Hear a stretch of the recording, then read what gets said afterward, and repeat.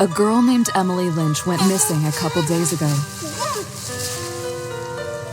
Cooper gave me a map. There's an area marked on it where something suspicious was recently observed.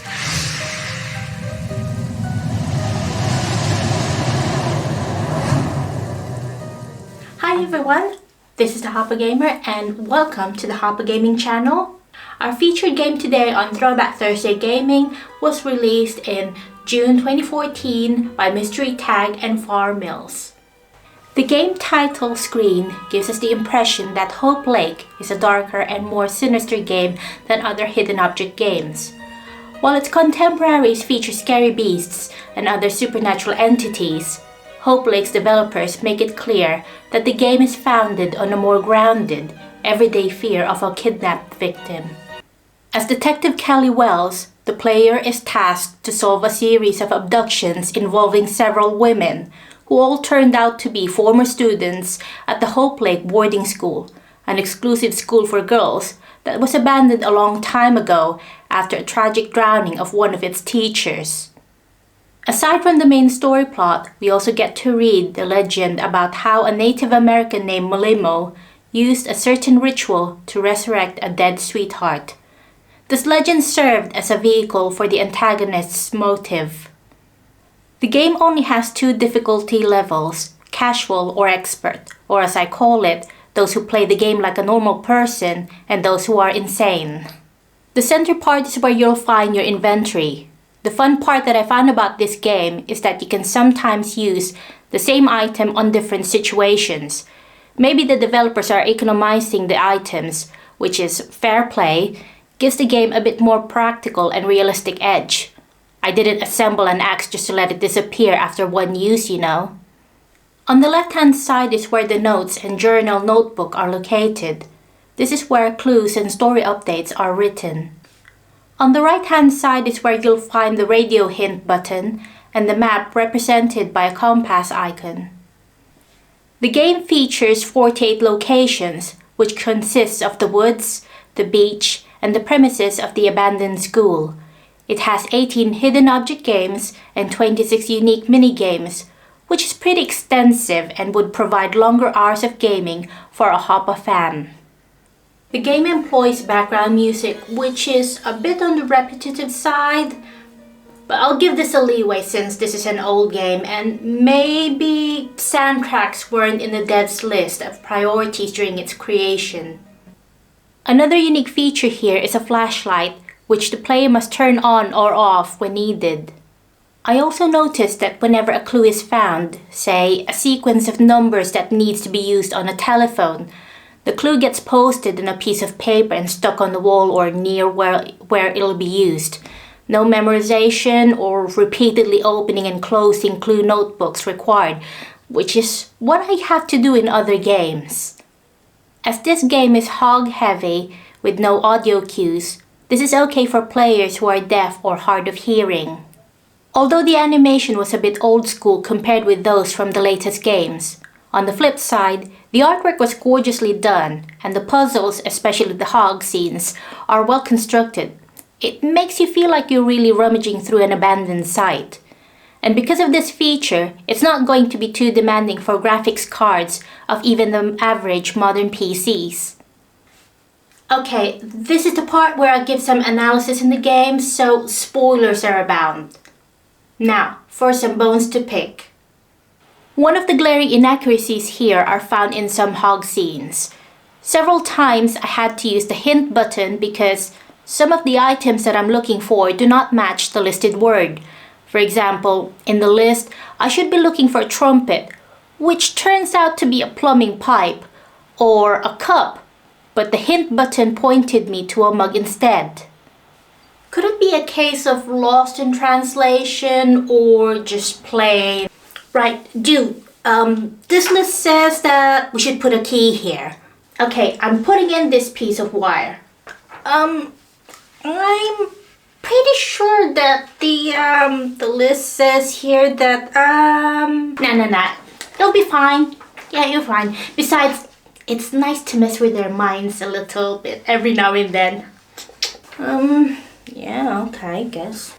For one thing, Emily Lynch, the latest victim, was the only one shown rescued by Detective Wells, despite the game showing the identities of the other victims. So, where are they?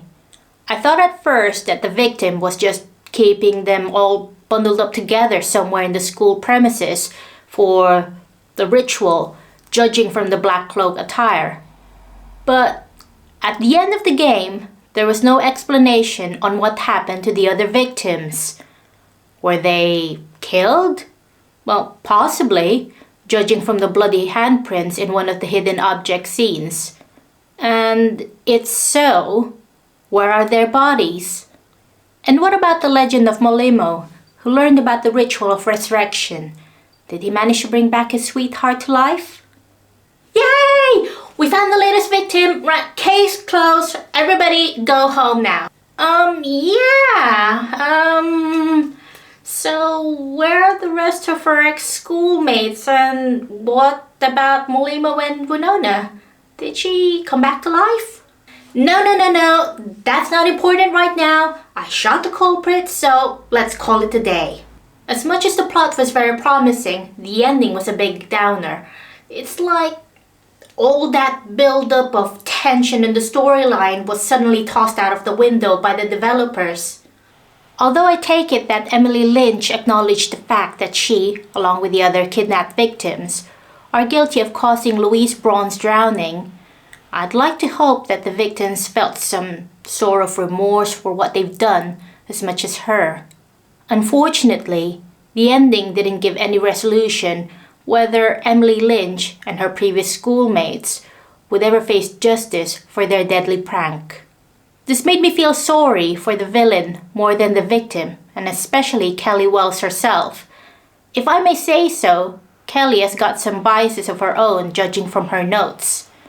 Why? In one of the scenes showing Louise Braun's son's treehouse play area, Kelly Wells remarked that he was clearly spoiled by his mother. Really?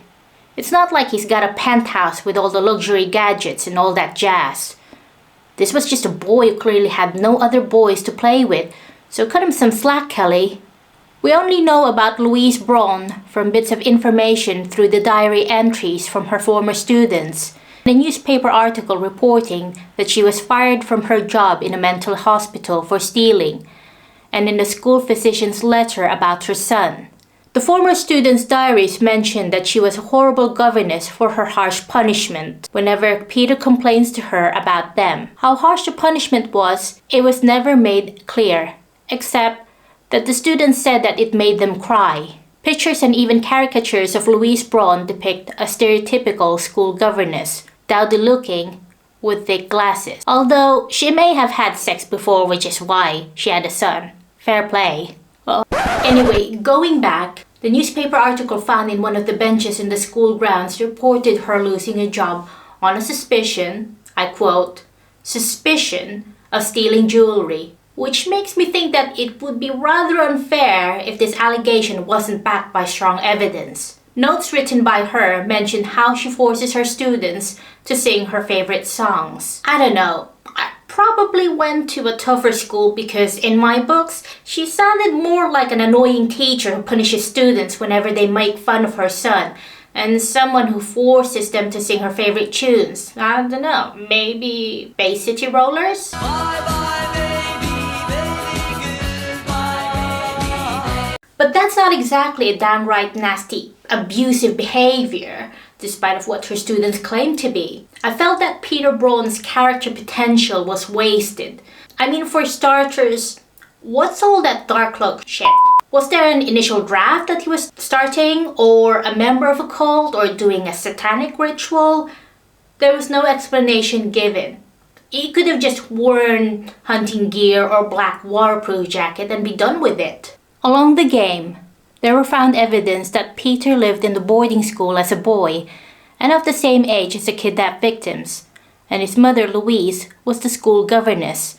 But given that this was a boarding school for girls, due to no evidence that it's a co-ed, I am wondering how he's allowed to interact with the students. Was he unofficially employed there as an apprentice of some sort? Was he also a part-time student? Although it'll be strange considering that he would have been the only male student. Or was the school board just lax with their rules by allowing a staff member's child to mingle with those from families who can afford to pay a boarding school? The school physician, Joanne Stock, left a note showing a diagnosis that Peter was suffering from manic depressive disorder, and one report mentioned that his psychotic episodes were becoming more severe. Again, I find this a bit vague. Did he suffer from this because he's surrounded by rich kids and his mother was just a school governess? Although I imagine that governesses earn a more decent income compared to, say, a simple household help. So this might not be a case of a boy living in rags a la Oliver Twist. Please, sir, I want some more. Was his condition rooted from having a single parent? Louise was not mentioned to have a husband or partner, so it may be possible. Was he an illegitimate child? Theories are abound. I can't see any indication that he's suffering from neglect or that Louise was an abusive parent, because the notes from the students that one finds along the game mentioned that Peter tells them to his mother whenever they try to pick on him, and she punishes them in return.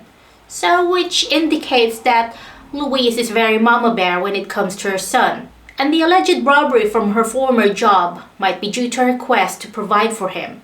Whether this is morally justifiable, you be the judge. Whether that alleged jewelry theft may be the reason how Peter managed to get hold of the legendary jewels that would have been used to resurrect his mother, that's another story plot hole. I find that it's too much of a headache to even think of going to that detail. You be the judge, people.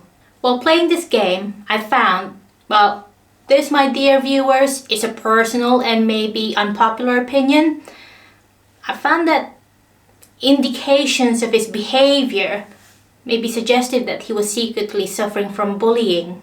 The fact that his mother died tragically because of a prank pulled off by a bunch of spoiled brats who basically got away with murder makes me feel more sorry for him. I hate to see that his mental disorder was given as a lame explanation to say, yeah, he's insane, that's why he did this, isn't really letting the game age gracefully. Maybe, given the implications about his somewhat fragile mental disposition as a boy, the tragic death of his mother would have been enough to send him further on a downward spiral. But still, that's not how mental health works, devs. So despite the glaring incorrect perceptions in this game that I've elaborated, I still rate the game as a very enjoyable one. So that wraps up our Throwback Thursday Gaming. Be sure to be on the lookout when we feature the gameplay. Okay, so I get to use the hints whenever I'm stumped, okay? Charge me guilty. Once again, this is the HOPA Gamer and thank you for watching.